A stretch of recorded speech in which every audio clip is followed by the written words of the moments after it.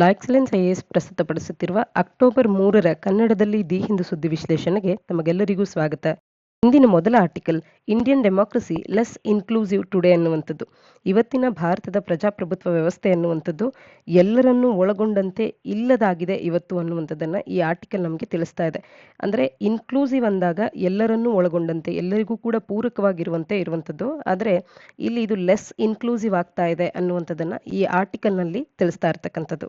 ಆರ್ಟಿಕಲ್ನಲ್ಲಿ veteran ಅಫಿಷಿಯಲ್ಸ್ಗಳಾದಂಥ ಶಿವಶಂಕರ್ ಮೆನನ್ ಅವರು, ಅಜಿತ್ ರಾನಡೆ ಅವರು, ಇವರು India's path to power strategy in a world adrift ಅನ್ನುವಂಥ ಒಂದು ಪೇಪರನ್ನು ಡೆಲ್ಲಿಯ ಸೆಂಟರ್ ಫಾರ್ ಪಾಲಿಸಿ ರಿಸರ್ಚ್ನ ಮುಖಾಂತರವಾಗಿ ರಿಲೀಸ್ ಮಾಡಲಾಗಿದೆ ಇವರ ಕಡೆಯಿಂದ. ಈ ಒಂದು ಪೇಪರ್ನಲ್ಲಿ ತಿಳಿಸ್ತಾ ಇರತಕ್ಕಂಥ ಕೆಲವು ಅಂಶಗಳನ್ನು ಆರ್ಟಿಕಲ್ನಲ್ಲಿ ನೀಡಲಾಗಿದೆ. ಅದು ಭಾರತದ ಪ್ರಜಾಪ್ರಭುತ್ವ ವ್ಯವಸ್ಥೆ ಅನ್ನುವಂಥದ್ದು ಇವತ್ತಿಗೆ ನಾವು ನೋಡಿದಾಗ ಲೆಸ್ ಇನ್ಕ್ಲೂಸಿವ್ ಆಗ್ತಾ ಇದೆ ಅನ್ನುವಂಥದ್ದನ್ನು ತಿಳಿಸ್ತಾ ಇದ್ದಾರೆ. ಸಕ್ಸಸ್ಫುಲ್ ಫಾರಿನ್ ಪಾಲಿಸಿ ಮತ್ತು ನ್ಯಾಷನಲ್ ಸೆಕ್ಯೂರಿಟಿ ಅನ್ನುವಂಥದ್ದು ಭಾರತದ ಎಕಾನಮಿಯ ಮೇಲೆ ಡಿಪೆಂಡ್ ಆಗಿರುತ್ತೆ. ಭಾರತದ ಎಕಾನಮಿ ಅನ್ನುವಂಥದ್ದು ಡಬಲ್ ಡಿಜಿಟಲಿ ಗ್ರೋತ್ ಅನ್ನು ಕಾಣ್ತಾ ಇದ್ರೆ, ಹಾಗೇನೆ ಲೆಸ್ ಪೋಲರೈಸ್ಡ್ ಡೆಮೋಕ್ರಸಿಯನ್ನು ನಾವು ಹೊಂದಿದ್ರೆ, ಇದೆರಡರಿಂದ ಭಾರತದ ಸೆಕ್ಯೂರಿಟಿ, ನ್ಯಾಷನಲ್ ಸೆಕ್ಯೂರಿಟಿ ಅನ್ನುವಂಥದ್ದು ಮತ್ತು ಭಾರತದ ಫಾರಿನ್ ಪಾಲಿಸಿ ಅನ್ನುವಂಥದ್ದು ಸಕ್ಸಸ್ಫುಲ್ ಆಗಿರುತ್ತೆ ಅನ್ನುವಂಥದ್ದನ್ನು ಇವರ ಒಂದು ಅಭಿಪ್ರಾಯವನ್ನು ತಿಳಿಸ್ತಾ ಇದ್ದಾರೆ.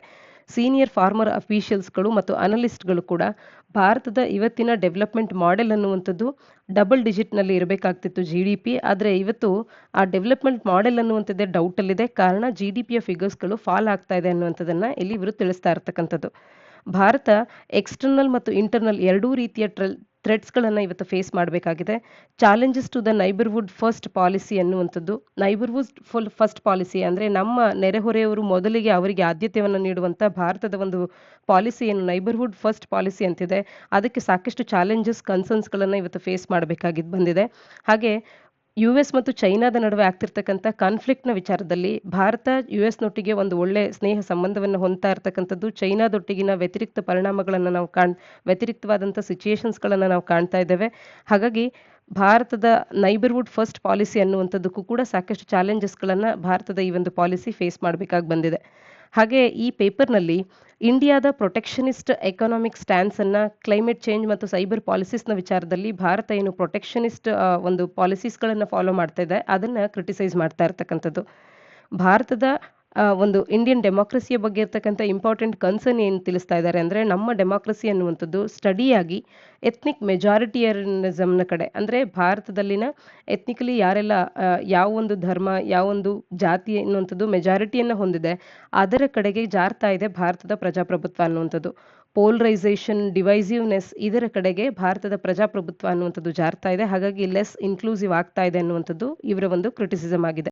ಭಾರತದ ವೈಬ್ರೆಂಟ್ ಆಗಿರುವಂಥ ಚುನಾವಣಾ ವ್ಯವಸ್ಥೆ, ಚುನಾವಣಾ ಪದ್ಧತಿ ಏನಿದೆ ಇದರ ಬಗ್ಗೆ ಕೂಡ ಇಲ್ಲಿ ಕ್ರಿಟಿಸೈಸ್ ಮಾಡ್ತಿರ್ತಕ್ಕಂಥದ್ದನ್ನ ಕಾಣಬಹುದಾಗುತ್ತೆ. ಭಾರತದ ಫಾರಿನ್ ಪಾಲಿಸಿ ಅನ್ನುವಂಥದ್ದು ಭಾರತದಲ್ಲಿನ ಡೊಮೆಸ್ಟಿಕ್ ಪೊಲಿಟಿಕಲ್ ಮತ್ತು ಐಡಿಯಾಲಜಿಕಲ್ ಫ್ಯಾಕ್ಟರ್ಸ್ಗಳ ಮೇಲೆ ಕೂಡ ಸಾಕಷ್ಟು ಡಿಪೆಂಡೆನ್ಸಿಯನ್ನು ಹೊಂದಿರುತ್ತೆ. ಇಲ್ಲಿ ಯಾವುದೇ ಅಡ್ವರ್ಸ್ ಆದಂಥ ಒಂದು ಪಾಲಿಸೀಸ್ಗಳು ಬರ್ತಾ ಇದೆ ಇದೆಲ್ಲ ಅಂತ ಅಂದರೆ ಇದರ ಇಂಪ್ಯಾಕ್ಟ್ ಅನ್ನುವಂಥದ್ದು ಅಡ್ವರ್ಸ್ ಆಗಿ ನೇಪಾಳ, ಬಾಂಗ್ಲಾದೇಶ್, ಪಾಕಿಸ್ತಾನದಂಥ ನೈಬರ್ಹುಡ್ನ ಮೇಲೆ ಆಗುತ್ತೆ ಅನ್ನುವಂಥದ್ದನ್ನು ತಿಳಿಸ್ತಾ ಇರ್ತಕ್ಕಂಥದ್ದು. ಹಾಗೆ ಸೆಕ್ಯೂರಿಟಿ ಪ್ರೀ ಆಕ್ಯುಪೇಷನ್ನ ವಿಚಾರದಲ್ಲಿ ಭಾರತದ ಸೆಕ್ಯೂರಿಟಿ ಪ್ರಿಯಾಕ್ಯುಪೇಷನ್, ಗ್ರೇಟರ್ ಸೆಕ್ಯೂರಿಟಿ ಪ್ರಿಯಾಕ್ಯುಪೇಷನ್ ಅನ್ನು ಭಾರತಕ್ಕೆ ಈ ಒಂದು ಪೇಪರ್ ಅನ್ನುವಂಥದ್ದು ಪ್ರೆಡಿಕ್ಟ್ ಮಾಡ್ತಾ ಇದೆ. US ಚೈನಾ ಕಾನ್ಫ್ಲಿಕ್ಟ್ ಆಗ್ತಿರುವಂಥ ಹಿನ್ನೆಲೆಯಲ್ಲಿ ಇಂಡೋ ಪೆಸಿಫಿಕ್ಕಿಗೆ ಭಾರತ ಇರುವಂಥ ಪ್ರಾಕ್ಸಿಮಿಟಿಯನ್ನು ನೋಡಿದಾಗ ಗ್ರೇಟರ್ ಸೆಕ್ಯೂರಿಟಿ ಪ್ರಿಯಾಕ್ಯುಪೇಷನ್ ಅನ್ನುವಂಥದ್ದು ಭಾರತಕ್ಕೆ ಆಗಬೇಕಾಗಿರೋದ್ರ ಬಗ್ಗೆ ಮಾತನಾಡ್ತಾ ಇರ್ತಕ್ಕಂಥದ್ದು. ಹಾಗೆ ಚೈನಾದ ಗತಕಾಲದಲ್ಲಿ ಚೈನಾ ಮಾಡಿದಂಥ ಕೆಲವು ನಡೆಗಳನ್ನು, ಕ್ರಿಯೆಗಳನ್ನು ನಾವು ಕಂಪೇರ್ ಮಾಡಿ ನೋಡಿದಾಗ ಇವತ್ತು ಭಾರತದ ಸುತ್ತಮುತ್ತಲಿನ ಭಾರತದ ನೆರೆಹೊರೆಯ ರಾಷ್ಟ್ರಗಳಲ್ಲಿನ ಡೊಮೆಸ್ಟಿಕ್ ಪಾಲಿಟಿಕ್ಸ್ನಲ್ಲಿ ಚೈನಾ ಅನ್ನುವಂಥದ್ದು ಇಂಟರ್ವ್ಯೂನ್ ಮಾಡ್ತಾ ಇದೆ. ಈ ಮೂಲಕ ಭಾರತದ ಸುತ್ತಲಿನ ಸಾಕಷ್ಟು ರಾಷ್ಟ್ರಗಳಲ್ಲಿ ಒಂದು ರೀತಿಯ ಒಂದು ಪವರನ್ನು ಹೋಲ್ಡ್ ಮಾಡುವಂಥ ಕೆಪಾಸಿಟಿಯನ್ನು ಚೈನಾ ಬೆಳೆಸ್ಕೊಳ್ತಾ ಇದೆ. ಹಾಗೆ ಸಾರ್ಕ್ ಸಮಿಟ್ ಅನ್ನುವಂಥದ್ದು 2016ರಿಂದಲೂ ಕೂಡ ಭಾರತ ಅದನ್ನು ಅಟೆಂಡ್ ಮಾಡೋದಕ್ಕೆ ರೆಫ್ಯೂಸ್ ಮಾಡ್ತಾ ಇದೆ. ಪಾಕಿಸ್ತಾನ ಸಾರ್ಕ್ ಸಮಿತಿನ ಹೋಸ್ಟ್ ಆಗೋದನ್ನ ಭಾರತ ಅಲೋ ಮಾಡ್ತಾ ಇಲ್ಲ. ಹಾಗಾಗಿ ಮೋದಿ ಗೌರ್ಮೆಂಟಿಗೆ ಇದನ್ನು ಅಲೋ ಮಾಡಿ ಅಂತ ಹೇಳಿ ಇಲ್ಲಿ ಈ ಒಂದು ಪೇಪರಿನ ಲೇಖಕರು ಕೇಳ್ತಾ ಇರ್ತಕ್ಕಂಥದ್ದು. ಹಾಗೆಯೇ ಕ್ವಾಡ್ ಮೆಂಬರ್ಶಿಪ್ಪನ್ನು ಭಾರತ ಹೊಂದಿದೆ. ಹಾಗೆ ಶಾಂಘೈ ಕೋಆಪರೇಷನ್ ಆರ್ಗನೈಸೇಷನ್, ರಷ್ಯಾ ಮತ್ತು ಚೈನಾ ಇರುವಂಥ ಈ SCOದಲ್ಲೂ ಕೂಡ ಭಾರತ ಸದಸ್ಯ ರಾಷ್ಟ್ರ ಆಗಿರ್ತಕ್ಕಂಥದ್ದು.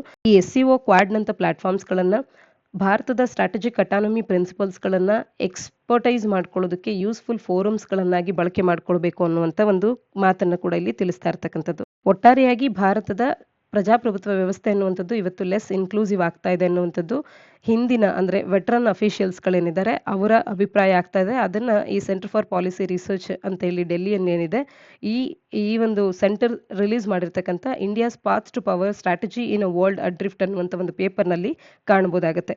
ಭಾರತದ ಪ್ರಜಾಪ್ರಭುತ್ವ ವ್ಯವಸ್ಥೆ ಬಗ್ಗೆ ಈ ಆರ್ಟಿಕಲ್ ಮಾತನಾಡ್ತಿರುವಂಥ ಹಿನ್ನೆಲೆಯಲ್ಲಿ ಭಾರತದ ಪ್ರಜಾಪ್ರಭುತ್ವದ ಮುಖ್ಯವಾದಂಥ ಫೀಚರ್ಸ್ಗಳು ಏನು ಅನ್ನುವಂಥದ್ದನ್ನು ನೋಡೋದಾದರೆ ಪಾಪ್ಯುಲರ್ ಸಾವರಿಂಟಿಯನ್ನು ಕಾಣಬಹುದಾಗುತ್ತೆ. ಅಂದರೆ ಜನಗಳೇ ಸಾರ್ವಭೌಮತ್ವವನ್ನು ಇಲ್ಲಿ ಭಾರತದಲ್ಲಿ ಹೊಂದಿರತಕ್ಕಂಥದ್ದು.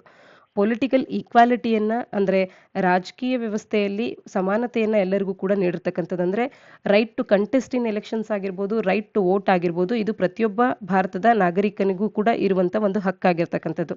ಇನ್ನು ಮೆಜಾರಿಟಿ ಈ ಎಲೆಕ್ಷನ್ಸ್ಗಳಲ್ಲಿ ಯಾರು ವಿನ್ ಆಗ್ತಾರೆ, ಈ ರೀತಿಯ ಮೆಜಾರಿಟಿ ರೂಲಿಂಗ್ ಅನ್ನುವಂಥದ್ದನ್ನು ಅಂದರೆ ಪ್ರಜೆಗಳು ಆಯ್ಕೆ ಮಾಡದಂಥ ಯಾರು ಪ್ರಜೆಗಳು ಆಯ್ಕೆ ಮಾಡದಂಥವರೇ ನಾಯಕರಾಗಿ ರೂಲ್ ಮಾಡುವಂಥದ್ದು ಮೆಜಾರಿಟಿ ರೂಲಿಂಗನ್ನು ನಾವು ಭಾರತದಲ್ಲಿ ಕಾಣಬಹುದು. ಹಾಗೆ ಫೆಡರಲಿಸಮ್ ಕೂಡ ಭಾರತದ ಒಂದು ಪ್ರಜಾಪ್ರಭುತ್ವ ವ್ಯವಸ್ಥೆಯ ಬಹುಮುಖ್ಯವಾದಂಥ ಒಂದು ಫೀಚರ್ ಆಗುತ್ತೆ. ಕಲೆಕ್ಟಿವ್ ರೆಸ್ಪಾನ್ಸಿಬಿಲಿಟಿಯನ್ನು ಲೋಕಸಭೆಯಲ್ಲಿ ಪಾರ್ಲಿಮೆಂಟಿನಲ್ಲಿ ಕಲೆಕ್ಟಿವ್ ರೆಸ್ಪಾನ್ಸಿಬಿಲಿಟಿಯನ್ನು ಕಾಣಬಹುದಾಗುತ್ತೆ. ಅಂದರೆ ಕೆಲವು ದೇಶಗಳಿಗೆ ಕಂಪೇರ್ ಮಾಡಿದಾಗ ಭಾರತದಲ್ಲಿ ರೈಲ್ವೆ ಮಿನಿಸ್ಟರ್ ಯಾವುದೇ ಒಂದು ನಿರ್ಧಾರವನ್ನು ತಗೊಂಡ್ರೆ ಅದರಿಂದ ಯಾವುದೇ ಅವಘಡಗಳಾದಾಗ ಅಥವಾ ಅದರಿಂದ ಯಾವುದೇ ಒಂದು ವ್ಯತಿರಿಕ್ತವಾದಂಥ ಸನ್ನಿವೇಶ ಉಂಟಾಯಿತು ಅಂತ ಅಂದರೆ ಅದಕ್ಕೆ ಒಟ್ಟಾರೆ ಕಂಪ್ಲೀಟ್ ಗೌರ್ಮೆಂಟ್ ಅನ್ನುವಂಥದ್ದು ಕಲೆಕ್ಟಿವ್ ರೆಸ್ಪಾನ್ಸಿಬಿಲಿಟಿಯನ್ನು ಹೊಂದಿರುತ್ತೆ ಹೊರತು ಕೇವಲ ಆ MP ಅಥವಾ ಆ ಮಿನಿಸ್ಟರ್ ಮಾತ್ರವೇ ಒಂದು ರೆಸ್ಪಾನ್ಸಿಬಿಲಿಟಿ ಅನ್ನುವಂಥದ್ದು ಇರೋದಿಲ್ಲ. ಹಾಗಾಗಿ ಕಲೆಕ್ಟಿವ್ ರೆಸ್ಪಾನ್ಸಿಬಿಲಿಟಿ ಅನ್ನುವಂಥದ್ದು ಕೂಡ ಭಾರತದ ಪ್ರಜಾಪ್ರಭುತ್ವ ವ್ಯವಸ್ಥೆಯಲ್ಲಿರ್ತಕ್ಕಂಥ ಒಂದು ಇಂಪಾರ್ಟೆಂಟ್ ಫೀಚರ್ ಆಗಿರುತ್ತೆ. ರೂಲ್ ಆಫ್ ಲಾ ಅಂದರೆ ಇಲ್ಲಿ ಲಾ ಅನ್ನುವಂಥದ್ದೇ ಮುಖ್ಯವಾಗುತ್ತೆ. ಲಾದು ಒಂದು ರೂಲಿಂಗನ್ನು ನಾವು ಕಾಣಬಹುದಾಗುತ್ತೆ. ಹಾಗಾಗಿ rule of law important feature ಆಗುತ್ತೆ. ಈ ರೀತಿಯಾಗಿ ಸಾಕಷ್ಟು ಇಂಪಾರ್ಟೆಂಟ್ ಫೀಚರ್ಸ್ಗಳನ್ನು ಭಾರತದ ಪ್ರಜಾಪ್ರಭುತ್ವ ವ್ಯವಸ್ಥೆ ಅನ್ನುವಂಥದ್ದು ಹೊಂದಿದೆ. ಆದರೆ ಇವತ್ತಿನ ಭಾರತದ ಪ್ರಜಾಪ್ರಭುತ್ವ ವ್ಯವಸ್ಥೆ ಅನ್ನುವಂಥದ್ದು ಲೆಸ್ ಇನ್ಕ್ಲೂಸಿವ್ ಆಗ್ತಾ ಇದೆ ಅನ್ನುವಂಥದ್ದನ್ನು ಇಲ್ಲಿ ಡಿಸ್ಕಸ್ ಮಾಡ್ತಾ ಇರ್ತಕ್ಕಂಥದ್ದು. ಭಾರತದ ಇಂದಿನ ಪ್ರಜಾಪ್ರಭುತ್ವ ವ್ಯವಸ್ಥೆಯನ್ನು ಕ್ರಿಟಿಸೈಸ್ ಮಾಡುವಂಥ ಒಂದು ಪೇಪರನ್ನು ನಾವಿಲ್ಲಿ ಕಾಣಬಹುದಾಗುತ್ತೆ. Vikrant to sail out for phase 2 trials ಅನ್ನುವಂಥದ್ದು. INS ವಿಕ್ರಾಂತ್ ಅನ್ನುವಂಥ ಒಂದು ಇಂಡಿಜಿನಸ್ ಏರ್ಕ್ರಾಫ್ಟ್ ಕ್ಯಾರಿಯರನ್ನು ಭಾರತದಲ್ಲಿ ತಯಾರು ಮಾಡಲಾಗ್ತಾ ಇದೆ. ಈ INS ವಿಕ್ರಾಂತಿನ ಡಿಸೈನ್ ಅನ್ನುವಂಥದ್ದು ಭಾರತದಲ್ಲಿ 76% ಇಂಡಿಜಿನಸ್ ಕಂಟೆಂಟನ್ನು ಇದು ಹೊಂದಿರತಕ್ಕಂಥದ್ದು. ಈ INS ವಿಕ್ರಾಂತ್ ಏನಿದೆ ಇದನ್ನು ಆಗಸ್ಟ್ 2022 ಕಮಿಷನ್ ಮಾಡುವಂಥ ಒಂದು ಗುರಿಯನ್ನು ಕೂಡ ಇಟ್ಕೊಳ್ಳಲಾಗಿದೆ. ಆಗಸ್ಟ್ 22ಕ್ಕೆ ಭಾರತಕ್ಕೆ ಸ್ವಾತಂತ್ರ್ಯ ಬಂದು 75 ವರ್ಷಗಳು ತುಂಬುವಂಥ ಹಿನ್ನೆಲೆಯಲ್ಲಿ ಆ ಸಂದರ್ಭದಲ್ಲಿ ಇದನ್ನು ಕಮಿಷನ್ ಮಾಡುವಂಥದ್ದನ್ನು ಕೂಡ ಇಲ್ಲಿ ಯೋಚನೆ ಮಾಡ್ತಾ ಇರ್ತಕ್ಕಂಥದ್ದು. ಭಾರತದಲ್ಲಿ ಈ ಹಿಂದೆ ಆಲ್ರೆಡಿ ಒಂದು ಮೇಡಿಯನ್ ಕ್ಯಾರಿಯರನ್ನು ಭಾರತದ ನೇವಿ ಅನ್ನುವಂಥದ್ದು ಹೊಂದಿತ್ತು. ಅದು ಇವಾಗ ಡಿಕಮಿಷನ್ ಆಗಿರ್ತಕ್ಕಂಥದ್ದು. ಅದರ ಹೆಸರು ಕೂಡ ವಿಕ್ರಾಂತ್ ಅನ್ನುವಂಥದ್ದನ್ನು ನಾವು ಕಾಣ್ಬೋದಾಗಿತ್ತು. ಸದ್ಯದ ಈ ವೆಜಲ್ ಅನ್ನುವಂಥದ್ದು ಆ ಡಿಕಮಿಷನ್ ಮಾಡಲಾಗಿರ್ತಕ್ಕಂಥ ಅದರ ಹೆಸರನ್ನೇ ಮತ್ತೆ ಪಡ್ಕೊಳ್ತಾ ಇರ್ತಕ್ಕಂಥದ್ದು. ಡಿಕಮಿಷನ್ ಆಗಿರ್ತಕ್ಕಂಥ INS ವಿಕ್ರಾಂತ್ ಏನಿತ್ತು ಇದು ಯುನೈಟೆಡ್ ಕಿಂಗ್ಡಮ್ನಿಂದ 1961ನಲ್ಲಿ ಅಕ್ವೈರ್ ಮಾಡಿದಂಥದ್ದು. 1971 ಪಾಕಿಸ್ತಾನದೊಟ್ಟಿಗಿನ ವಾರ್ ಏನಿತ್ತು ಬಾಂಗ್ಲಾದೇಶಕ್ಕೆ ಒಂದು ಬರ್ತನ್ನು ನೀಡಿದಂಥದ್ದು. ಈ ವಾರ್ನಲ್ಲಿ ಸಾಕಷ್ಟು ಒಂದು ಇಂಪಾರ್ಟೆಂಟ್ ರೋಲನ್ನು ಈ INS ವಿಕ್ರಾಂತ್ ಅನ್ನುವಂಥದ್ದು ಹೊಂದಿತ್ತು. ಇಂದಿನ ಈ INS ವಿಕ್ರಾಂತ್ ಏನು ಪ್ರೊಡ್ಯೂಸ್ ಆಗ್ತಾ ಇದೆ ಇದರ 76% ಭಾರತದ ಇಂಡಿಜಿನಸ್ ಕಾಂಪೊನೆಂಟ್ಸ್ಗಳನ್ನು, ಮೆಟೀರಿಯಲ್ಸ್ಗಳನ್ನು, ಎಕ್ವಿಪ್ಮೆಂಟ್ಸ್ಗಳನ್ನು ಇದು ಬಳಕೆ ಮಾಡಿಕೊಳ್ಳಿದೆ ಅನ್ನುವಂಥದ್ದು. ಇದರಲ್ಲಿ ನಾವು ನೋಡಿದಾಗ ಏರ್ ಕಾಂಪೊನೆಂಟ್ ಆಫ್ 30 ಏರ್ಕ್ರಾಫ್ಟ್ಸ್ಗಳನ್ನು ಹೊಂದಿರುತ್ತೆ. MiG-29K ಫೈಟರ್ ಜೆಟ್ಸ್ಗಳನ್ನು ಕೂಡ ಇದು ಹೊಂದುವಂಥ ಕೆಪಾಸಿಟಿಯನ್ನು ಹೊಂದಿರುತ್ತೆ. ಕಮೋ 31 ಏರ್ಬಾರ್ನ್ ಅರ್ಲಿ ವಾರ್ನಿಂಗ್ ಹೆಲಿಕಾಪ್ಟರ್ಸ್ಗಳನ್ನು, soon to be inducted MH-60R ಅನ್ನುವಂಥ ಮಲ್ಟಿ ರೋಲ್ ಹೆಲಿಕಾಪ್ಟರನ್ನು, ಹಾಗೆಯೇ ಇಂಡಿಜಿನಸ್ ಅಡ್ವಾನ್ಸ್ಡ್ ಲೈಟ್ ಹೆಲಿಕಾಪ್ಟರ್ಸ್ಗಳನ್ನು ಹೊಂದುವಂಥ ಕೆಪಾಸಿಟಿಯನ್ನು ಇದು ಹೊಂದಿದೆ. Top speed of 30 knots approximately 55 km/h ಒಂದು ಟಾಪ್ ಸ್ಪೀಡನ್ನು ಇದರಿಂದ ಎಕ್ಸ್ಪೆಕ್ಟ್ ಮಾಡಲಾಗ್ತಾ ಇದೆ. ಇದರ ಸಿಗ್ನಿಫಿಕೆನ್ಸ್ ಏನು ಅಂತ ಅಂದಾಗ ಕಂಬ್ಯಾಟ್ ಮತ್ತು ಸಿ ಕಂಟ್ರೋಲ್ ಕೇಪಬಿಲಿಟಿಗೆ ಆ್ಯಡ್ ಮಾಡುವಂಥ ಇಂಡಿಯನ್ ಓಷನ್ ರೀಜನನ್ನು, ಎಸ್ಪೆಷಲಿ ಇಂಡಿಯನ್ ಓಷನ್ ರೀಜನಲ್ಲಿ ಕಂಬ್ಯಾಟ್ ಮತ್ತು ಸಿ ಕಂಟ್ರೋಲ್ ಕೇಪಬಿಲಿಟಿಯನ್ನು ಹೆಚ್ಚುಗೊಳಿಸುವಂಥದ್ದು, ಎಬಿಲಿಟಿ ಆಫ್ ಏರ್ ಪವರನ್ನು ಇನ್ಕ್ರೀಸ್ ಮಾಡಲಿದೆ ಮತ್ತು ಸೆಲ್ಫ್ ರಿಲಯನ್ಸನ್ನು ಭಾರತದಲ್ಲಿ ಕೇವಲ ಒಟ್ಟಾರೆ ಜಗತ್ತಿನಲ್ಲಿ ಕೇವಲ 5 ಅಥವಾ 6 ಕಂಟ್ರಿಗಳಲ್ಲಿ ಮಾತ್ರವೇ ಏರ್ಕ್ರಾಫ್ಟ್ ಕ್ಯಾರಿಯರನ್ನು ಮ್ಯಾನುಫ್ಯಾಕ್ಚರ್ ಮಾಡುವಂಥ ಕೇಪಬಿಲಿಟಿಯನ್ನು ಹೊಂದಿರತಕ್ಕಂಥದ್ದು. ಈ ರೀತಿಯ ಒಂದು ಎಲೈಟ್ ಕ್ಲಬ್ಬಿಗೆ ಈಗ ಭಾರತವು ಕೂಡ ಜಾಯಿನ್ ಆಗ್ತಾ ಇದೆ ಈ ಒಂದು ಇಂಡಿಜಿನಸ್ ಏರ್ಕ್ರಾಫ್ಟ್ ಕ್ಯಾರಿಯರ್ನ ಮುಖಾಂತರವಾಗಿ. ಈ ವಿಕ್ರಾಂತ್ ಅನ್ನುವಂಥ ಇಂಡಿಜಿನಸ್ ಏರ್ಕ್ರಾಫ್ಟ್ ಕ್ಯಾರಿಯರ್ ಏನಿದೆ ಇದರ ಮೇಡ್ ಇನ್ ಟ್ರಯಲ್ಸ್ಗಳು ಪ್ರಾರಂಭವಾಗಿದ್ದು ಫೇಸ್ 1 ಟ್ರಯಲ್ಸ್ಗಳು ಸಂಪೂರ್ಣವಾಗ್ತಾ ಇದೆ. ಫೇಸ್ 2 ಟ್ರಯಲ್ಸ್ಗಳು ಅಕ್ಟೋಬರ್ನಿಂದ ಪ್ರಾರಂಭವಾಗಲಿದೆ ಅನ್ನುವಂಥದ್ದನ್ನು ಆರ್ಟಿಕಲ್ ನಮಗೆ ತಿಳಿಸ್ತಾ ಇರತಕ್ಕಂಥದ್ದು. ಈ ವಿಕ್ರಾಂತ್ ಅನ್ನುವಂಥದ್ದು ಇಂಡಿಜಿನಸ್ ಏರ್ಕ್ರಾಫ್ಟ್ ಕ್ಯಾರಿಯರ್ ಆಗಿರೋದ್ರಿಂದ ಇದರ ಟ್ರಯಲ್ಸ್ಗಳು ಸದ್ಯಕ್ಕೆ ಜರುಗ್ತಾ ಇದ್ದು ಆಗಸ್ಟ್ 2022ಕ್ಕೆ ಕಮಿಷನ್ ಆಗುವಂಥ ಎಕ್ಸ್ಪೆಕ್ಟೇಷನ್ ಇರೋದ್ರಿಂದ KPSC ಅಥವಾ UPSCಯ ಪರೀಕ್ಷೆಗಳಲ್ಲಿ ಇದರ ಬಗೆಗೆ ನೇರವಾದಂಥ ಪ್ರಶ್ನೆ ಇರ್ಬೋದಾಗಿರುತ್ತೆ. ಪ್ರಿಲಿಮ್ಸ್ ಪಾಯಿಂಟ್ ಆಫ್ ವ್ಯೂನಲ್ಲಿ ಇಂಪಾರ್ಟೆಂಟ್ ಆಗುವಂಥ ಒಂದು ಪ್ರಶ್ನೆ ಆಗಬಹುದು. ಇದರ ಬಗೆಗೆ ಒಂದು ಕಡೆ ನೋಟ್ ಡೌನ್ ಮಾಡ್ಕೊಳ್ಳಿ. India China corps commander talks next week ಅನ್ನುವಂಥದ್ದು ಮುಂದಿನ ಆರ್ಟಿಕಲ್ ಆಗಿದೆ. ಅದನ್ನು ಆರ್ಮಿ ಚೀಫ್ ಅವರು ತಿಳಿಸ್ತಾ ಇದ್ದಾರೆ. ಈಗಾಗಲೇ 12ನೇ ಸುತ್ತಿನ ಮಾತುಕತೆಯನ್ನು ಭಾರತ ಮತ್ತು ಚೀನಾದವರು ಕಳೆದ ವರ್ಷದ ಮೇ ತಿಂಗಳಲ್ಲಿ ಪ್ರಾರಂಭ ಆದಂಥ ಭಾರತ ಮತ್ತು ಚೀನಾದ ನಡುವಿನ ಗಡಿ ವಿವಾದ ಅಥವಾ ಗಡಿ ಬಿಕ್ಕಟ್ಟಿನ ಸಂಬಂಧವಾಗಿ 12ನೇ ಸುತ್ತಿನ ಮಾತುಕತೆಗಳನ್ನು ಈಗಾಗಲೇ ಮಾತನಾಡಲಾಗಿದೆ. ಈಗ 13ನೇ ಸುತ್ತಿನ ಕಾರ್ಪ್ಸ್ ಕಮಾಂಡರ್ ಲೆವೆಲ್ ಟಾಕ್ಸ್ ಅನ್ನುವಂಥದ್ದು ನೆಕ್ಸ್ಟ್ ವೀಕ್ ರೆಸ್ಯೂಮ್ ಆಗಲಿದೆ ಅನ್ನುವಂಥದ್ದನ್ನು ಆರ್ಟಿಕಲ್ ನಮಗೆ ತಿಳಿಸ್ತಾ ಇರ್ತಕ್ಕಂಥದ್ದು. ಇಲ್ಲಿ ಈಸ್ಟರ್ನ್ ಲಡಾಖ್ನಲ್ಲಿ ಇನ್ನೂ ಕೂಡ ಸ್ಟ್ಯಾಂಡ್ ಆಫ್ ಅನ್ನುವಂಥದ್ದು ಇದೆ. ಇದನ್ನ ರೆಸಾಲ್ವ್ ಮಾಡುವಂಥದ್ದು ಅದರ ವಿಚಾರವಾಗಿ ಮಾತನಾಡಲಾಗುತ್ತೆ ಅಂತ ಹೇಳಿ chief of the army staff Manoj Naravane ಅವರು ತಿಳಿಸ್ತಾ ಇರ್ತಕ್ಕಂಥದ್ದು. KPSC ಸಾಕಷ್ಟು ಪರೀಕ್ಷೆಗಳಲ್ಲಿ chief of the army staff ಯಾರು ಅನ್ನುವಂಥದ್ದನ್ನೇ ನೇರವಾದಂಥ ಪ್ರಶ್ನೆಯಾಗಿ ಕೇಳಬಹುದಾಗಿರುತ್ತೆ. ಇದರ ಬಗೆಗೆ ಕೂಡ ನಮಗೆ ಸ್ಪಷ್ಟತೆ ಇರಬೇಕಾಗುತ್ತೆ. ಇಲ್ಲಿ ಗಮನಿಸಬೇಕಾಗಿರುವಂಥ ಒಂದು ಅಂಶ, ಚೈನೀಸ್ ಡೆಪ್ಲಾಯ್ಮೆಂಟ್ ಅನ್ನುವಂಥದ್ದು ದಿನೇ ದಿನೇ ಇನ್ಕ್ರೀಸ್ ಆಗ್ತಾನೆ ಇದೆ. ಆದರೂ ಕೂಡ ಹಾಟ್ ಸ್ಪ್ರಿಂಗ್ಸ್ ಏರಿಯಾದಲ್ಲಿ ಪುಲ್ ಬ್ಯಾಕ್ ಮಾಡೋದ್ರ ಕಡೆ ಫೋಕಸ್ ಅನ್ನ ಮಾಡಲಾಗ್ತಾ ಇರ್ತಕ್ಕಂಥದ್ದು. ಈ ರೀತಿಯ ಆರ್ಟಿಕಲ್ನ ಹಿನ್ನೆಲೆಯಲ್ಲಿ ಹಾಟ್ ಸ್ಪ್ರಿಂಗ್ಸ್ ಏರಿಯಾ ಆಗಿರಬಹುದು ಅಥವಾ ಈಸ್ಟರ್ನ್ ಲಡಾಖ್ನಲ್ಲಿ ಯಾವೆಲ್ಲ ಭಾಗಗಳಲ್ಲಿ ಚೈನಾದ ಈ ರೀತಿಯ ಆಕ್ಯುಪೇಷನ್ ಆಗ್ತಾ ಇರ್ತಕ್ಕಂಥದ್ದು, ಅದರ ಸುತ್ತಮುತ್ತಲಿನ ಏರಿಯಾಸ್ ಆಗಿರ್ಬೋದು, ಇದರ ಬಗೆಗೆ ಮ್ಯಾಪ್ ವರ್ಕ್ ಕೂಡ ನಮಗೆ ಸ್ಪಷ್ಟವಾಗಿ ತಿಳಿದಿರಬೇಕಾಗತ್ತೆ. ಅದನ್ನು ಕೂಡ ನೀವು ಗಮನಿಸಿ. ಮ್ಯಾಪ್ ವರ್ಕ್ನ ಕಡೆ ಕೂಡ ಫೋಕಸ್ ಮಾಡಿ. ಮುಂದಿನ article stumbling blocks to FTA can be surpassed ಅನ್ನುವಂಥದ್ದು. ಭಾರತ ಮತ್ತು ಆಸ್ಟ್ರೇಲಿಯಾದ ನಡುವಿನ ಫ್ರೀ ಟ್ರೇಡ್ ಅಗ್ರಿಮೆಂಟ್ಗೆ ಸಂಬಂಧಪಟ್ಟಂತೆ ಯಾವುದೇ ತೊಡಕುಗಳಿದ್ದರೆ ಅವುಗಳನ್ನು ಸರ್ಪಾಸ್ ಮಾಡಿ FTAಯನ್ನು ಫ್ರೀ ಟ್ರೇಡ್ ಅಗ್ರಿಮೆಂಟನ್ನು ಭಾರತ ಮತ್ತು ಆಸ್ಟ್ರೇಲಿಯಾದ ನಡುವೆ ಡಿಸೆಂಬರ್ 2022ರ ಒಳಗಾಗಿ ಪೂರ್ಣಗೊಳಿಸೋದ್ರ ಬಗ್ಗೆ ಎರಡೂ ಕಂಟ್ರೀಸ್ಗಳು ಕೂಡ ಮಾತನಾಡ್ತಾ ಇರ್ತಕ್ಕಂಥದ್ದು. ಆಸ್ಟ್ರೇಲಿಯಾ ಚೀನಾದೊಟ್ಟಿಗೆ ಹೊಂದಿದ್ದಂಥ ಕೆಲವು ಎಕನಾಮಿಕ್ ಟೈಸ್ಗಳು ಇವತ್ತು ಕೆಲವೊಂದು ತೊಂದರೆಗಳಿಗೆ ಕೆಲವೊಂದು ಇಶ್ಯೂಸ್ಗಳನ್ನು ಫೇಸ್ ಮಾಡಬೇಕಾದಂಥ ಪರಿಸ್ಥಿತಿಗೆ ಬಂದು ನಿಂತಿದೆ. ಇದನ್ನು ವೆಲ್ ಡಾಕ್ಯುಮೆಂಟ್ ಆಗಿರುವಂಥದ್ದನ್ನು ಕೂಡ ಕಾಣ್ಬೋದಾಗುತ್ತೆ. ಹಾಗಾಗಿ ಆಸ್ಟ್ರೇಲಿಯಾ ಅನ್ನುವಂಥದ್ದು ತನ್ನ ಟ್ರೇಡಿಂಗ್ ರಿಲೇಷನ್ಶಿಪ್ಸ್ಗಳನ್ನು ಡೈವರ್ಸಿಫೈ ಮಾಡೋದಕ್ಕೆ, ಅಂದರೆ ಬೇರೆ ಬೇರೆ ರಾಷ್ಟ್ರಗಳೊಟ್ಟಿಗೆ ಇದುವರೆಗೂ ಚೈನಾದೊಟ್ಟಿಗೆ ಏನು ಟ್ರೇಡ್ ರಿಲೇಷನ್ಶಿಪ್ಪನ್ನು ಹೊಂದಿತ್ತು ಆ ಒಂದು ವಿಚಾರಗಳಲ್ಲಿ ಕೇವಲ ಚೈನಾದ ಮೇಲೆ ಮಾತ್ರವೇ ಡಿಪೆಂಡೆನ್ಸಿಯನ್ನು ತೋರಿಸದೆ ಬೇರೆ ಬೇರೆ ರಾಷ್ಟ್ರಗಳೊಟ್ಟಿಗೆ ಫ್ರೀ ಟ್ರೇಡ್ ಅಗ್ರಿಮೆಂಟ್ಸ್ಗಳ ಮುಖಾಂತರವಾಗಿ ಅಥವಾ ಟ್ರೇಡಿಂಗ್ ರಿಲೇಷನ್ಶಿಪ್ಸ್ನ ಬೇರೆಯದೇ ರೀತಿಯಲ್ಲಿ ಬೆಳೆಸ್ಕೊಳ್ಳೋದ್ರ ಮುಖಾಂತರವಾಗಿ ಡೈವರ್ಸಿಫೈ ಮಾಡ್ಕೊಳ್ಳೋದಕ್ಕೆ ಆಸ್ಟ್ರೇಲಿಯಾ ಮುಂದಾಗಿರ್ತಕ್ಕಂಥದ್ದು. ಆ ಒಂದು ಹಿನ್ನೆಲೆಯಲ್ಲೂ ಕೂಡ ಭಾರತದೊಟ್ಟಿಗಿನ ಫ್ರೀ ಟ್ರೇಡ್ ಅಗ್ರಿಮೆಂಟ್ ಅನ್ನುವಂಥದ್ದು ಆಸ್ಟ್ರೇಲಿಯಾಕ್ಕೂ ಕೂಡ ನೆಸೆಸಿಟಿ ಇದೆ. ಈ ರೀತಿಯ ಒಂದು ಫ್ರೀ ಟ್ರೇಡ್ ಅಗ್ರಿಮೆಂಟ್ ಭಾರತ ಮತ್ತು ಆಸ್ಟ್ರೇಲಿಯಾದ ನಡುವೆ ಆಗೋದ್ರಿಂದಾಗಿ ಒಂದು ಜಿಯೋ ಸ್ಟ್ರಾಟಜಿಕ್ ಎನ್ವಿರಾನ್ಮೆಂಟ್ ಅನ್ನುವಂಥದ್ದು ಭಾರತ ಮತ್ತು ಆಸ್ಟ್ರೇಲಿಯಾದ ರಿಲೇಷನ್ಶಿಪ್ಪನ್ನು ಹೆಚ್ಚಿನದಾಗಿ ಕ್ಲೋಸ್ ಆಗಿ ಬೆಳೆಯೋದಕ್ಕೆ ಕಾರಣ ಆಗುವಂಥ ಒಂದು ಎನ್ವಿರಾನ್ಮೆಂಟ್ ಅನ್ನುವಂಥದ್ದು ಇಲ್ಲಿ ಉಂಟಾಗುತ್ತೆ. ಹಾಗೆಯೇ ಈ ಎರಡೂ ರಾಷ್ಟ್ರಗಳ ಎಕನಾಮಿಕ್ ಪಾರ್ಟ್ನರ್ಶಿಪ್ ಅನ್ನುವಂಥದ್ದು ಬ್ರಾಡರ್ ಸ್ಟ್ರೆಂತ್ ಅನ್ನು ಪಡ್ಕೊಂಡಂತಾಗುತ್ತೆ ಅನ್ನುವಂಥದ್ದನ್ನು ಕೂಡ ಇಲ್ಲಿ ನಾವು ಕಾಣ್ಬೋದಾಗುತ್ತೆ. ಆರ್ಟಿಕಲ್ನ ಹಿನ್ನೆಲೆಯಲ್ಲಿ ಭಾರತ US-ನೊಟ್ಟಿಗೆ ಫ್ರೀ ಟ್ರೇಡ್ ಅಗ್ರಿಮೆಂಟನ್ನು ಹೊಂದಿದೆಯೋ ಇಲ್ಲವೋ ಅನ್ನುವಂಥದ್ದನ್ನು ತಪ್ಪದೇ ಕಮೆಂಟ್ ಸೆಕ್ಷನಲ್ಲಿ ಕಮೆಂಟ್ ಮಾಡಿ ತಿಳಿಸಿ. ಮುಂದಿನ ಆರ್ಟಿಕಲ್ ಫ್ಯೂಚರ್ ಪ್ರೂಫಿಂಗ್ ಲಂಗಾ ಮಂಗನಿಯರ್ ಹೆರಿಟೇಜ್ ಅನ್ನುವಂಥದ್ದು. ಲಂಗಾ ಮಂಗನಿಯರ್ ಅನ್ನುವಂಥ ಎರಡು ಹೆರಿಡಿಟ್ರಿ ಕಮ್ಯುನಿಟೀಸ್ಗಳು, ಇವೆರಡೂ ಕೂಡ ಮುಸ್ಲಿಂ ಮ್ಯೂಸಿಷಿಯನ್ಸ್ಗಳನ್ನು ಹೊಂದಿರತಕ್ಕಂಥ ಕಮ್ಯುನಿಟೀಸ್ಗಳಾಗಿದೆ. ಮುಸ್ಲಿಂ ಮ್ಯೂಸಿಷಿಯನ್ಸ್ಗಳನ್ನು ಈ ಎರಡು ಕಮ್ಯುನಿಟೀಸ್ಗಳಲ್ಲಿ ನಾವು ಕಾಣ್ಬೋದಾಗುತ್ತೆ. ಒಂದು ಲಂಗಾಸ್ ಮತ್ತೊಂದು ಮಂಗನಿಯರ್ಸ್ ಅನ್ನುವಂಥದ್ದು. ಈ ಎರಡೂ ಕಮ್ಯುನಿಟೀಸ್ಗಳು ಹೆರಿಡಿಟ್ರಿಯಾಗಿ ಮ್ಯೂಸಿಕನ್ನು ಕಾಪಾಡಿಕೊಂಡು ಬರ್ತಿರ್ತಕ್ಕಂಥದ್ದು. ಇವರು ಎಲ್ಲಿ ಮುಖ್ಯವಾಗಿ ಕಾಣಸಿಗ್ತಾರೆ ಅಂತ ಅಂದಾಗ ವೆಸ್ಟರ್ನ್ ರಾಜಸ್ಥಾನಿನ ಜೈಸಲ್ಮೇರ್ ಮತ್ತು ಬಾರ್ಮರ್ ಡಿಸ್ಟ್ರಿಕ್ಸ್ಗಳಲ್ಲಿ, ಪಾಕಿಸ್ತಾನದ ತರ್ಪಾರ್ಕರ್ ಸಂಘರ್ ಡಿಸ್ಟ್ರಿಕ್ಸ್ಗಳಲ್ಲಿ, ಸಿಂಧ್ ಪ್ರಾಂತ್ಯದಲ್ಲಿ ಬರುವಂಥ ಈ ಡಿಸ್ಟ್ರಿಕ್ಸ್ಗಳಲ್ಲಿ ಇವರನ್ನು ನಾವು ಕಾಣ್ಬೋದಾಗುತ್ತೆ. ಇವರ ಈ ಯುನಿಕ್ ಮ್ಯೂಸಿಕಲ್ ಪರ್ಫಾರ್ಮೆನ್ಸಸ್ ಅನ್ನುವಂಥದ್ದು, ರಾಜಸ್ಥಾನಿನ ಫೋಕ್ ಆರ್ಟಿಸ್ಟ್ಗಳಾಗಿರುವಂಥ ಇವರ ಒಂದು ಯುನಿಕ್ ಮ್ಯೂಸಿಕಲ್ ಪರ್ಫಾರ್ಮೆನ್ಸಸ್ಸನ್ನು ಡಿಜಿಟೈಸ್ ಮಾಡೋದಕ್ಕೆ ಒಂದು ಇನಿಷಿಯೇಟಿವನ್ನು ಈಗ ತರ್ತಾ ಇರ್ತಕ್ಕಂಥದ್ದು, ಅದನ್ನು ಆರ್ಟಿಕಲ್ ಮಾತನಾಡ್ತಾ ಇದೆ. Repository of the Thar regions rich history and traditional knowledge ಅನ್ನುವಂಥದ್ದನ್ನು ಕನ್ಸಿಡರ್ ಮಾಡಿಕೊಂಡು ballads, folklore, songs of the Langa Manganiyar ಆರ್ಟಿಸ್ಟ್ಗಳು ಇವೆಲ್ಲವನ್ನು ಕೂಡ ಒಂದು ಇನಿಷಿಯೇಟಿವನ್ನು ತಗೊಂಡು ಬಂದು ಡಾಕ್ಯುಮೆಂಟೇಷನನ್ನು ಮಾಡುವಂಥದ್ದು, ಡಿಜಿಟೈಸೇಷನನ್ನು ಮಾಡುವಂಥದ್ರ ಕಡೆ ಮುಖ ಮಾಡಿರ್ತಕ್ಕಂಥದ್ದು. ಈ ಪ್ರಾಜೆಕ್ಟ್ ಅನ್ನುವಂಥದ್ದು ರ್ಯಾಪಿಡ್ಲಿ ಏನು ಡಿಸಪಿಯರ್ ಆಗ್ತದೆ ಈ ರೀತಿಯ ಟ್ರೆಡಿಷನ್ಸ್ಗಳು, ಇವುಗಳನ್ನು ಕಾಪಾಡೋದಕ್ಕೆ ತಂದಿರತಕ್ಕಂಥ ಒಂದು ಪ್ರಾಜೆಕ್ಟ್ ಆಗಿ ಗುರುತಿಸ್ಕೊಳ್ಳುತ್ತೆ. Archives and research centre for ethnomusicology at the American Institute of Indian Studies ಅನ್ನುವಂಥ AIIS ಅನ್ನುವಂಥ ಒಂದು ಸಂಸ್ಥೆಯ ರಿಸರ್ಚ್ ಪ್ರಾಜೆಕ್ಟನ್ನು ಜೋಧ್ಪುರ್ ಬೇಸ್ಡ್ ರೂಪಾಯನ್ ಸಂಸ್ಥಾನವರು ಕೂಡ ಈ ಒಂದು ಸಂಸ್ಥಾನವು ಕೂಡ ಸೇರೋದ್ರ ಮುಖಾಂತರವಾಗಿ ಈ ರೀತಿಯ ಒಂದು ಪ್ರಾಜೆಕ್ಟನ್ನು ತರ್ತಾ ಇದ್ದಾರೆ. ಇಲ್ಲಿ ಲಂಗಾಸ್, ಮಂಗನಿಯರ್ ಈ ರೀತಿಯ ಮುಸ್ಲಿಂ ಮ್ಯೂಸಿಷಿಯನ್ಸ್ಗಳನ್ನು ಹೊಂದಿರತಕ್ಕಂಥ ಕಮ್ಯುನಿಟೀಸ್ಗಳು ಅವುಗಳು ತಮ್ಮ ಹೆರಿಟೇಜನ್ನು ಮುಂದಿನ ದಿನಗಳಿಗೂ ಕಾಪಾಡ್ಕೊಳ್ಳೋದಕ್ಕೆ ನೆರವಾಗುವಂತೆ ಇವರ ಒಂದು ಈ ಫೋಕ್ ಆರ್ಟ್ ಏನಿದೆ ಇದನ್ನು ಡಿಜಿಟೈಸ್ ಮಾಡುವಂಥ ಒಂದು ಇನಿಷಿಯೇಟಿವನ್ನು ರಾಜಸ್ಥಾನದಲ್ಲಿ ನಾವು ಕಾಣ್ಬೋದಾಗುತ್ತೆ.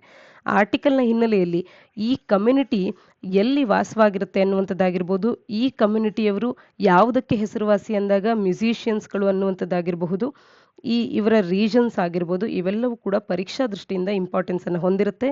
ಪ್ರಿಲಿಮ್ಸ್ನಲ್ಲಿ ಬುಡಕಟ್ಟು ಜನಾಂಗಗಳಿಗೆ ಸಂಬಂಧಪಟ್ಟಂತೆ ಅಥವಾ ಡಿಫ್ರೆಂಟ್ ಕಮ್ಯುನಿಟೀಸ್ ಯಾವುದೋ ಒಂದು ವಿಚಾರಕ್ಕೆ ಹೆಚ್ಚಿನ ಪ್ರಾಮುಖ್ಯತೆಯನ್ನು ಪಡೆದಿದೆ ಅಥವಾ ವಿಶೇಷತೆಯನ್ನು ಹೊಂದಿದೆ ಅಂದಾಗ ಅವುಗಳನ್ನು ನೇರವಾಗಿ ಪ್ರಶ್ನೆಗಳನ್ನು ಕೇಳಿರುವಂಥದ್ದು, ಇಂಥ ಕಮ್ಯುನಿಟಿಯವರು ಎಲ್ಲಿ ಹೆಚ್ಚಿಗೆ ಕಾಣಸಿಗ್ತಾರೆ ಅನ್ನುವಂಥದ್ದು, ಇವೆಲ್ಲ ರೀತಿಯ ಪ್ರಶ್ನೆಗಳನ್ನು ಪ್ರಿಲಿಮ್ಸ್ನಲ್ಲಿ ನಾವು ಎಕ್ಸ್ಪೆಕ್ಟ್ ಮಾಡ್ಬೋದಾಗಿರುತ್ತೆ. ಹಾಗಾಗಿ ಸುದ್ದಿಯಲ್ಲಿರ್ತಕ್ಕಂಥ ಆರ್ಟ್ ಫಾರ್ಮ್ಸ್ಗಳಾಗಲಿ, ಟ್ರೈಬ್ಸ್ಗಳಾಗಲಿ, ಕಮ್ಯುನಿಟೀಸ್ಗಳಾಗಲಿ ಇವೆಲ್ಲವೂ ಕೂಡ ನಮಗೆ ಸ್ಪಷ್ಟವಾಗಿ ತಿಳಿದಿರಬೇಕಾಗುತ್ತೆ. ಆರ್ಟಿಕಲ್ನ ಹಿನ್ನೆಲೆಯಲ್ಲಿ ಕರ್ನಾಟಕದ ಕ್ಲಾಸಿಕಲ್ ಆರ್ಟ್ ಫಾರ್ಮ್ಸ್ಗಳು ಯಾವುದು ಅನ್ನುವಂಥದ್ದನ್ನು ತಪ್ಪದೇ ಕಮೆಂಟ್ ಸೆಕ್ಷನಲ್ಲಿ ಕಮೆಂಟ್ ಮಾಡಿ ತಿಳಿಸಿ. ಮುಂದಿನ article 5 crore houses given water connections ಅನ್ನುವಂಥದ್ದು. ಜಲ ಜೀವನ್ ಮಿಷನ್ನ ಅಡಿಯಲ್ಲಿ 1.25 lakh ವಿಲೇಜಸ್ಗಳನ್ನು 2019ರಿಂದ ಕವರ್ ಮಾಡಲಾಗಿದೆ. 5 ಕೋಟಿಯಷ್ಟು ಹೌಸಸ್ಗಳಿಗೆ ವಾಟರ್ ಕನೆಕ್ಷನ್ಸ್ಗಳನ್ನು ನೀಡಲಾಗಿದೆ ಈ ಒಂದು ಮಿಷನ್ ಅಡಿಯಲ್ಲಿ ಅನ್ನುವಂಥದ್ದನ್ನು ಆರ್ಟಿಕಲ್ ನಮಗೆ ತಿಳಿಸ್ತಾ ಇದೆ.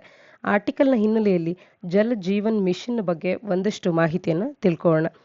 55 ಲೀಟರ್ನಷ್ಟು ಪರ್ ಪರ್ಸನ್ ಪರ್ ಡೇ, 55 ಲೀಟರ್ಸ್ನಷ್ಟು ಪರ್ ಪರ್ಸನ್ ಪರ್ ಡೇಗೆ every rural household functional household tap ಕನೆಕ್ಷನ್ಸ್ಗಳ ಮುಖಾಂತರವಾಗಿ 2024ರಲ್ಲಿ ಪ್ರತಿಯೊಂದು ವ್ಯಕ್ತಿಗೂ ಕೂಡ ನೀರು ಅನ್ನುವಂಥದ್ದು ಅವರ ಮನೆ ಬಾಗಿಲಿಗೆ ಬರುವಂತೆ ಫಂಕ್ಷನಲ್ ಹೌಸ್ ಹೋಲ್ಡ್ ಟ್ಯಾಪ್ ಕನೆಕ್ಷನ್ಸ್ಗಳನ್ನು ನೀಡುವಂಥ ಒಂದು ಮಿಷನ್ ಈ ಜಲ್ ಜೀವನ್ ಮಿಷನ್ ಆಗಿದೆ.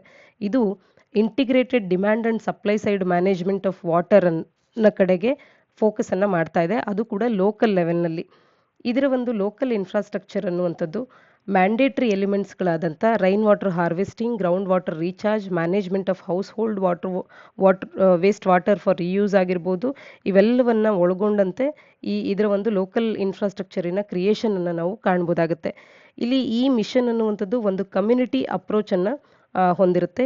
ಇನ್ಫಾರ್ಮೇಷನ್, ಎಜುಕೇಷನ್ ಆ್ಯಂಡ್ ಕಮ್ಯುನಿಕೇಷನ್ ಅನ್ನುವಂಥದ್ದು ಒಂದು ಕೀ ಕಾಂಪೊನೆಂಟ್ ಆಗಿ ಈ ಮಿಷನ್ನಲ್ಲಿ ಕಾರ್ಯ ಮಾಡುವಂಥದ್ದು. ಈ ಒಂದು ಸ್ಕೀಮಿನ ಫಂಡಿಂಗ್ ಪ್ಯಾಟರ್ನ್ ಯಾವ ರೀತಿ ಇದೆ ಅಂತ ಅಂದಾಗ ಇದು ಸೆಂಟ್ರಲ್ ಮತ್ತು ಸ್ಟೇಟ್ಸ್ಗಳ ನಡುವೆ ಹಂಚಿಕೆ ಆಗುವಂಥದ್ದು, ಅಂದರೆ ಸೆಂಟ್ರಲಿ ಸ್ಪಾನ್ಸರ್ಡ್ ಸ್ಕೀಮ್ ಆಗಿರುತ್ತೆ.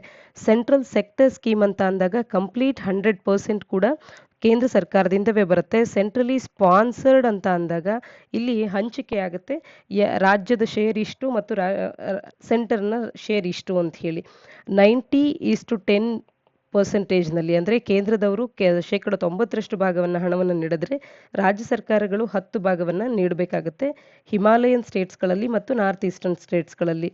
ಇನ್ನುಳಿದಂಥ ಸ್ಟೇಟ್ಸ್ಗಳಲ್ಲಿ 50:50 ರೇಷಿಯೋದಲ್ಲಿ ಹಣವನ್ನು ಇದರ ಒಂದು ಫಂಡಿಂಗನ್ನು ಹಂಚಿಕೆ ಮಾಡಿಕೊಳ್ಳಾಗುತ್ತೆ. UTಸ್ಗಳಲ್ಲಿ 100%ನಷ್ಟು ಕೇಂದ್ರ ಸರ್ಕಾರವೇ ಇದರ ಹಣವನ್ನು ನೀಡ್ತಾ ಇರುತ್ತೆ. ಸೆಂಟ್ರಲ್ ಗೌರ್ಮೆಂಟ್ ಅನ್ನುವಂಥದ್ದು ರೀಸೆಂಟಾಗಿ ಈ ಜಲ್ ಜೀವನ್ ಮಿಷನ್ಗೆ ಆಪರೇಷನ್ ಗೈಡ್ಲೈನ್ಸ್ಗಳನ್ನು ಕೂಡ ಇಶ್ಯೂ ಮಾಡಿರ್ತಕ್ಕಂಥದ್ದು. ನ್ಯಾಷನಲ್ ಜಲ್ ಜೀವನ್ ಮಿಷನನ್ನು ಸೆಂಟ್ರಲ್ ಲೆವೆಲ್ನಲ್ಲಿ ಇಂಪ್ಲಿಮೆಂಟ್ ಮಾಡಲಾಗುತ್ತೆ. ಸ್ಟೇಟ್ ಲೆವೆಲಲ್ಲಿ ಸ್ಟೇಟ್ ವಾಟರ್ ಆ್ಯಂಡ್ ಸ್ಯಾನಿಟೈಸೇಷನ್ ಮಿಷನನ್ನು ಸ್ಟೇಟ್ ಲೆವೆಲಲ್ಲಿ ಇಂಪ್ಲಿಮೆಂಟ್ ಮಾಡುವಂಥದ್ದು ಮತ್ತು ಡಿಸ್ಟ್ರಿಕ್ಟ್ ಲೆವೆಲಲ್ಲೂ ಕೂಡ district water and sanitisation mission ಅನ್ನುವಂಥದ್ದು, ವಿಲೇಜ್ ಲೆವೆಲಲ್ಲೂ ಕೂಡ ವಿಲೇಜ್ ವಾಟರ್ ಆ್ಯಂಡ್ ಸ್ಯಾನಿಟೈಸೇಷನ್ ಕಮಿಟಿಯನ್ನು ಸೆಟಪ್ ಮಾಡುವಂಥದ್ದು. ಎಲ್ಲ ವಿಲೇಜ್ನಲ್ಲೂ ಕೂಡ ಒಂದು ವಿಲೇಜ್ ಆ್ಯಕ್ಷನ್ ಪ್ಲ್ಯಾನನ್ನು ಇದು ಹೊಂದಿರುತ್ತೆ. ಅದರಲ್ಲಿ 3 ಕಾಂಪೊನೆಂಟ್ಸ್ಗಳನ್ನು ಕಾಣಬಹುದು. ಒಂದು water source and it's maintenance, ಮತ್ತೊಂದು ವಾಟರ್ ಸಪ್ಲೈ, ಮತ್ತೊಂದು ಗ್ರೇ ವಾಟರ್ ಅಥವಾ ಡೊಮೆಸ್ಟಿಕ್ ವೇಸ್ಟ್ ವಾಟರ್ ಮ್ಯಾನೇಜ್ಮೆಂಟ್. ಈ 3 ಕಾಂಪೊನೆಂಟ್ಸ್ಗಳನ್ನು ವಿಲೇಜ್ ಆ್ಯಕ್ಷನ್ ಪ್ಲ್ಯಾನ್ ಒಳಗೊಂಡಿರುತ್ತೆ. ಈ ರೀತಿಯಾಗಿ ಜಲ್ ಜೀವನ್ ಮಿಷನ್ ಅನ್ನುವಂಥದ್ದು ಒಂದು ಇಂಪಾರ್ಟೆಂಟ್ ಸ್ಕೀಮ್ ಆಗಿರುತ್ತೆ. ಪರೀಕ್ಷಾ ದೃಷ್ಟಿಯಿಂದ ಈ ಒಂದು ಸ್ಕೀಮ್ ಅನ್ನುವಂಥದ್ದು ಪ್ರಾಮುಖ್ಯತೆಯನ್ನು ಹೊಂದಿರುತ್ತೆ. ನಂತರದಲ್ಲಿ ಈ ಒಂದು ಮಿಷನ್ನಿನ ಜಲ್ ಜೀವನ್ ಮಿಷನ್ ಅರ್ಬನ್ ಅನ್ನುವಂಥ ಒಂದು ಕಾಂಪೊನೆಂಟ್ ಕೂಡ ಈ ಒಂದು ಮಿಷನ್ ಅಡಿಯಲ್ಲಿ ಬಂದದ್ದನ್ನು ಕಾಣ್ಬೋದಾಗುತ್ತೆ. 2021-22ರ ಬಜೆಟ್ನಲ್ಲಿ ಜಲ್ ಜೀವನ್ ಮಿಷನ್ ಅರ್ಬನ್ ಅನ್ನುವಂಥದ್ದು ಅನೌನ್ಸ್ ಆಯಿತು. Housing and urban affairs ministry ಅನ್ನುವಂಥದ್ದು ಯೂನಿವರ್ಸಲ್ ಕವರೇಜ್ ಆಫ್ ವಾಟರ್ ಸಪ್ಲೈಯನ್ನು ಎಲ್ಲ ಹೌಸ್ ಹೋಲ್ಡ್ಸ್ಗಳಿಗೆ ನೀಡಬೇಕು ಅಂತ ಹೇಳಿ ಇದು SDG 6ನಲ್ಲಿ ನಾವು ಇದನ್ನು ಕಾಣ್ಬೋದಾಗುತ್ತೆ. Universal coverage of water to all the households ಅನ್ನುವಂಥದ್ದು, water supply to all the households ಅನ್ನುವಂಥದ್ದು. ಇದರ ಮುಖಾಂತರವಾಗಿ SDG 6 ಅನ್ನು ಅಚೀವ್ ಮಾಡುವಂಥದ್ದು ಒಂದು ಮುಖ್ಯವಾದಂಥ ಗುರಿಯಾಗಿರುತ್ತೆ. ಹಾಗಾಗಿ ಈ ಜಲ್ ಜೀವನ್ ಮಿಷನ್ ಅರ್ಬನ್ ಅನ್ನುವಂಥ ಕಾಂಪೋನೆಂಟನ್ನು 2021-22ರ ಬಜೆಟ್ನಲ್ಲಿ ಇಂಟ್ರೊಡ್ಯೂಸ್ ಮಾಡಲಾಯಿತು. ಇದರ ಮುಖ್ಯವಾದಂಥ ಆಬ್ಜೆಕ್ಟಿವ್ಸ್ಗಳು ಏನು ಅಂತ ಅಂದರೆ, ಟ್ಯಾಪ್ ಮತ್ತು ಸೀವರ್ ಕನೆಕ್ಷನ್ಸ್ಗಳನ್ನು ಸೆಕ್ಯೂರ್ ಮಾಡುವಂಥದ್ದು, ಅರ್ಬನ್ ಹೌಸ್ ಹೋಲ್ಡ್ಸ್ಗಳು ಫಂಕ್ಷನಲ್ ವಾಟರ್ ಟ್ಯಾಪ್ ಕನೆಕ್ಷನ್ಸ್ಗಳನ್ನು ಹೊಂದುವಂತೆ ಮಾಡುವಂಥದ್ದು, ಎಸ್ಟಿಮೇಟೆಡ್ ಗ್ಯಾಪ್ ಏನಿದೆ 2.68 ಕ್ರೋರ್ನಷ್ಟು ಅದನ್ನು ಬ್ರಿಡ್ಜ್ ಮಾಡೋದಕ್ಕೆ ಅಂತ ಹೇಳಿ ಈ ಒಂದು ಮಿಷನನ್ನು ಇಂಟ್ರೊಡ್ಯೂಸ್ ಮಾಡಲಾಯಿತು. ಅಮೃತ್ ಈ ಸರ್ಕಿಟ್ನ ಅಡಿಯಲ್ಲಿ ಬರುವಂಥ ಸಿಟೀಸ್ಗಳೇನಿದೆ ಇವುಗಳಲ್ಲಿನ ಹೌಸ್ ಹೋಲ್ಡ್ಸ್ಗಳಿಗೆ ಕನೆಕ್ಷನ್ಸ್ಗಳನ್ನು ನೀಡುವಂಥದ್ದು ಮುಖ್ಯವಾದಂಥ ಆಬ್ಜೆಕ್ಟಿವ್ ಆಗಿತ್ತು. ಮತ್ತು ವಾಟರ್ ಬಾಡೀಸ್ಗಳನ್ನು ರಿಜುವಿನೇಟ್ ಮಾಡುವಂಥದ್ದು ಇದರ ಒಂದು ಆಬ್ಜೆಕ್ಟಿವ್ ಆಗಿದೆ. ಸರ್ಕ್ಯುಲರ್ ವಾಟರ್ ಎಕಾನಮಿಯನ್ನು ಕ್ರಿಯೇಟ್ ಮಾಡುವಂಥದ್ದು. ಸರ್ಕ್ಯುಲರ್ ಎಕಾನಮಿ ಆಫ್ ವಾಟರ್ ಅಂತ ಅಂದರೆ ಸಿಟಿ ವಾಟರ್ ಬ್ಯಾಲೆನ್ಸ್ ಪ್ಲ್ಯಾನನ್ನು ಫಾರ್ ಈಚ್ ಸಿಟಿಗೆ ಮಾಡುವಂಥದ್ದು, ರೀಸೈಕಲ್ ಮಾಡೋದ್ರ ಮುಖಾಂತರವಾಗಿ, ರೀಯೂಸ್ ಮಾಡೋದ್ರ ಮುಖಾಂತರವಾಗಿ, ಟ್ರೀಟೆಡ್ ಸಿವೇಜನ್ನು ರೀಯೂಸ್ ಮಾಡುವಂಥದ್ದು, ರೀಸೈಕಲ್ ಮಾಡುವಂಥದ್ದು, ವಾಟರ್ ಬಾಡೀಸ್ಗಳನ್ನು ರಿಜುವಿನೇಟ್ ಮಾಡೋದ್ರ ಮುಖಾಂತರವಾಗಿ ವಾಟರ್ ಕನ್ಸರ್ವೇಷನನ್ನು ಮಾಡುವಂಥದ್ದು. ಈ ಮುಖಾಂತರ ಸರ್ಕ್ಯುಲರ್ ವಾಟರ್ ಎಕಾನಮಿಯನ್ನು ಕ್ರಿಯೇಟ್ ಮಾಡುವಂಥ ಕಾಂಪೊನೆಂಟನ್ನು ಜಲಜೀವನ್ ಮಿಷನ್ ಅರ್ಬನ್ ಅಡಿಯಲ್ಲಿ ನಾವು ಕಾಣ್ಬೋದಾಗುತ್ತೆ. ಇನ್ನು ಈ ಒಂದು ಮಿಷನಿನ ಇಂಪಾರ್ಟೆಂಟ್ ಫೀಚರ್ಸ್ಗಳೇನು ಅಂದಾಗ, ಲೇಟೆಸ್ಟ್ ಟೆಕ್ನಾಲಜಿಯನ್ನು ಡೆಪ್ಲಾಯ್ ಮಾಡ್ಕೊಳ್ಳುವಂಥದ್ದು, ಮಾಸ್ ಅವೇರ್ನೆಸ್ ಅನ್ನು ಸ್ಪ್ರೆಡ್ ಮಾಡುವಂಥದ್ದು, ಇನ್ಫಾರ್ಮೇಷನ್ ಎಜುಕೇಷನ್ ಅಂಡ್ ಕಮ್ಯುನಿಕೇಷನ್ ಕ್ಯಾಂಪೇನ್ನ ಮುಖಾಂತರವಾಗಿ ಅವೇರ್ನೆಸ್ ಅನ್ನು ಸ್ಪ್ರೆಡ್ ಮಾಡುವಂಥದ್ದು, ವಾಟರನ್ನು ಕನ್ಸರ್ವ್ ಮಾಡುವಂಥ ವಿಚಾರದಲ್ಲಿ, ಈಕ್ವಿಟಬಲ್ ಡಿಸ್ಟ್ರಿಬ್ಯೂಷನ್ಗಾಗಿ ಸರ್ವೆಯನ್ನು ಮಾಡುವಂಥದ್ದು ಮತ್ತು ಅರ್ಬನ್ ಲೋಕಲ್ ಬಾಡೀಸ್ಗಳನ್ನು ಸ್ಟ್ರೆಂಥನ್ ಮಾಡೋದಕ್ಕೆ ಫೋಕಸ್ ಮಾಡುವಂಥದ್ದು, PPP ಮಾಡೆಲನ್ನು ಈ ಒಂದು ಪ್ರಾಜೆಕ್ಟನ್ನು ಇಂಪ್ಲಿಮೆಂಟ್ ಮಾಡೋದಕ್ಕೆ ಅಂತ ಹೇಳಿ ಅದನ್ನು ಕೂಡ ಪ್ರಮೋಟ್ ಮಾಡುವಂಥದ್ದು. ಈ ರೀತಿಯಾಗಿ ಹಲವಾರು ಫೀಚರ್ಸ್ಗಳನ್ನು ಈ ಜಲ್ ಜೀವನ್ ಮಿಷನ್ ಅನ್ನುವಂಥದ್ದು ಹೊಂದಿದೆ. ಇದಿಷ್ಟು ಇಂದಿನ ಸುದ್ದಿ ವಿಶ್ಲೇಷಣೆಯಾಗಿದೆ. ನಾಳಿನ ಸುದ್ದಿ ವಿಶ್ಲೇಷಣೆಯೊಂದಿಗೆ ಮತ್ತೆ ಸಿಗೋಣ. ಧನ್ಯವಾದ.